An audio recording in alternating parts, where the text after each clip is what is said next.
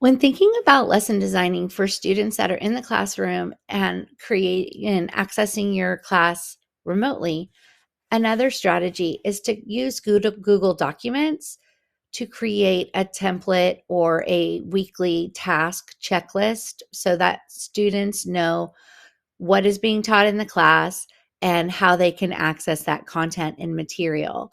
This might even provide support for yourself as well as your lesson planning for the week. Here's some things to consider.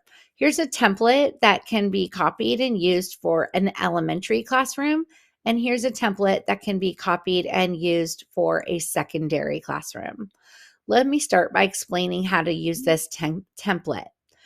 First thing you can do is go to File and make a copy, and you'll have a copy of this template in your Google Drive to revise and edit and make it work best for you. The template has on elementary a couple color-coded tables.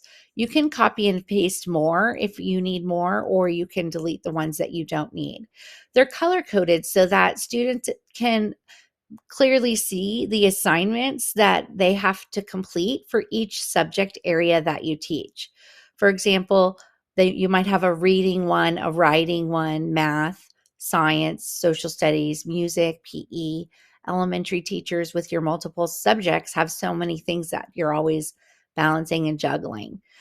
Within the template, you would fill out the information and then lesson plan and put the information in the template.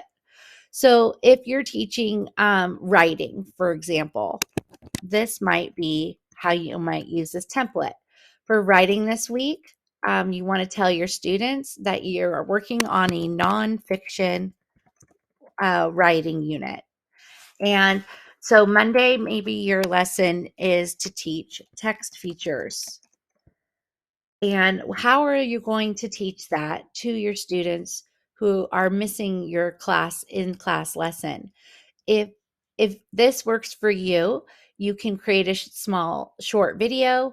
You can find other videos online, such as YouTube or other like trusted content places. Or if you have online curriculum, you would link it right there. If you uh, if you want to link to a video, you would just tell the students what to do. So you can say, watch this video, and then select the text, and then go to link.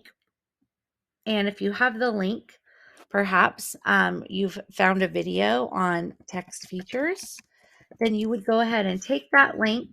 And I'm going to show you how to quickly search for that too. Let's say I've already vetted this YouTube video. Then Let's talk about nonfiction. There we go.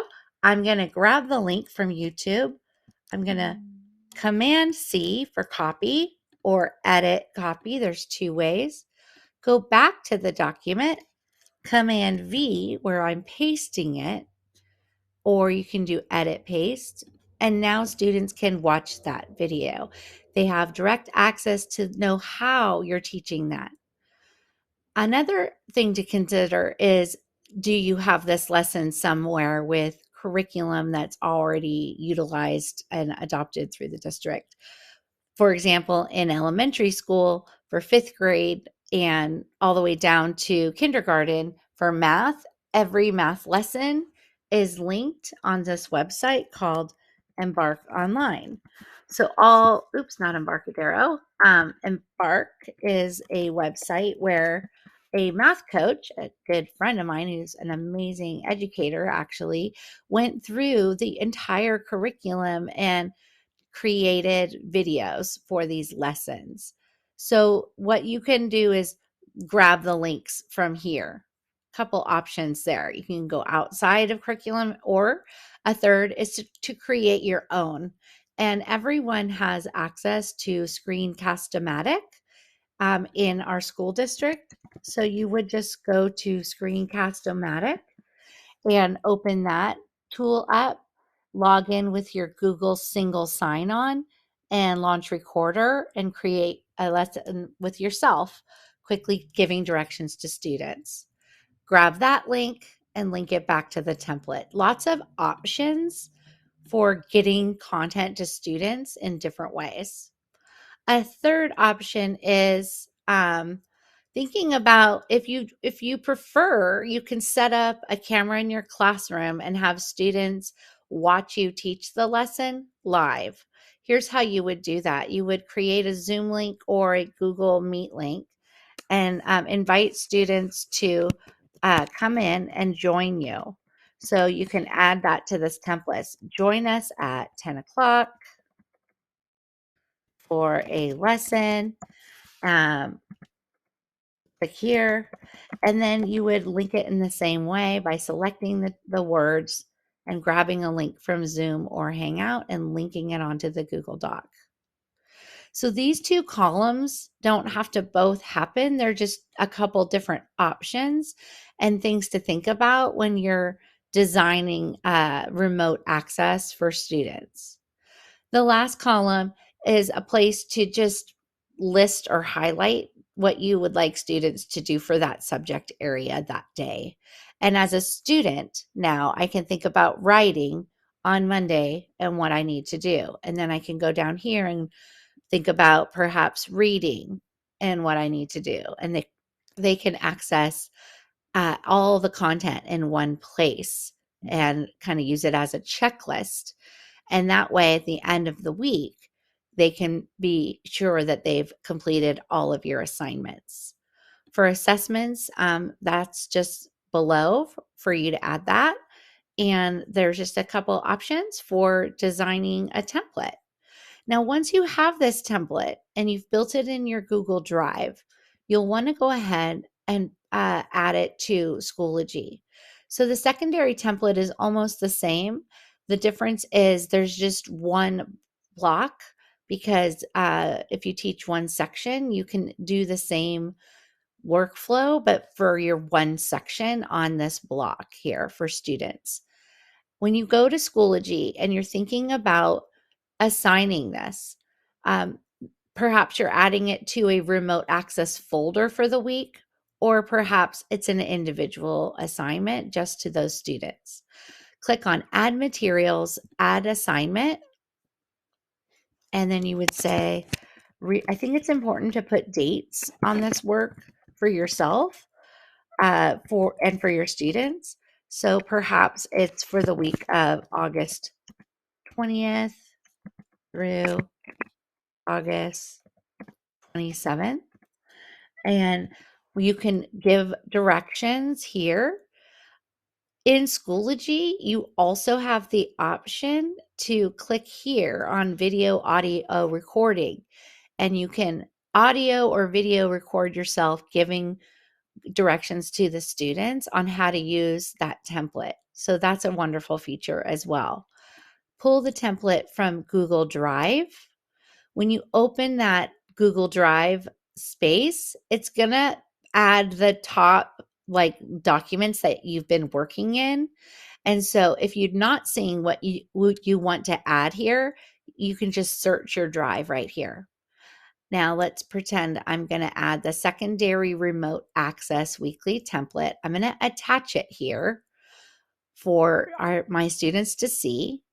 And once I do this, I can rest assured that my students know what to do for the next week or so. And I can focus on just teaching my students in the classroom and checking in with these students on that last day of the week.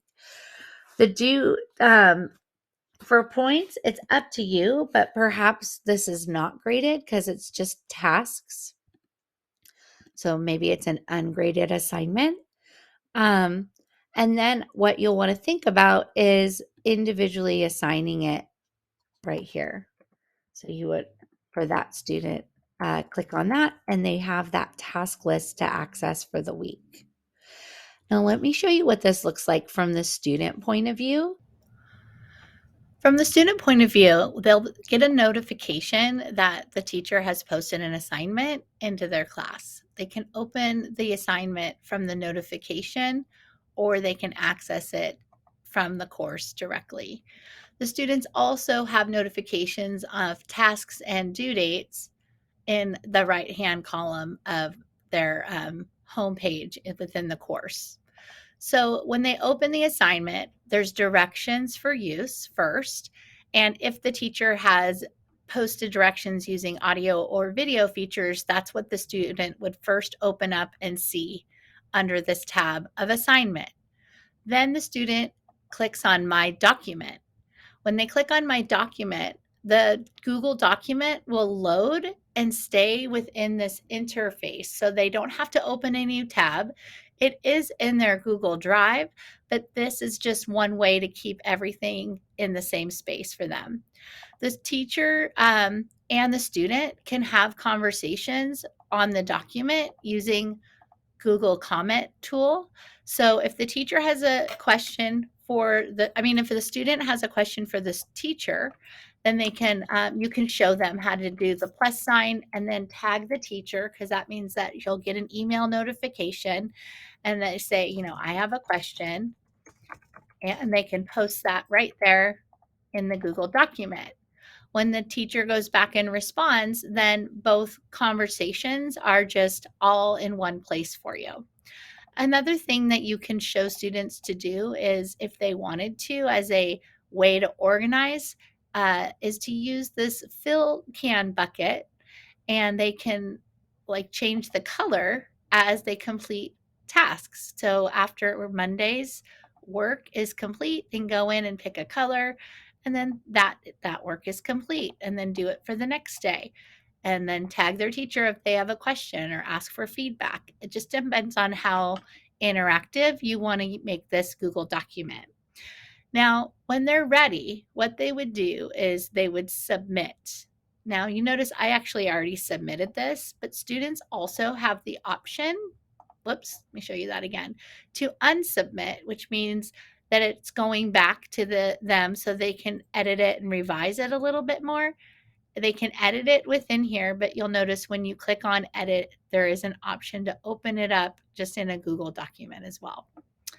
When they're ready, they go back, they click submit assignment again, and the teacher has the revisions.